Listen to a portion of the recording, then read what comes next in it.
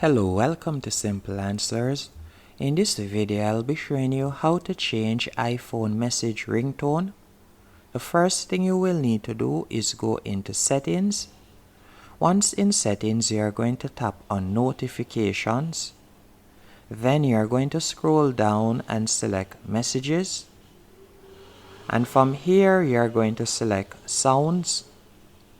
Then you will see a list of alert tones that you can choose from at the top. Then you will see ringtones that you can choose from also. And once you have found a ringtone that you like, you can simply tap on it. And that's it. Hope you found this video helpful and informative on how to change iPhone message ringtone.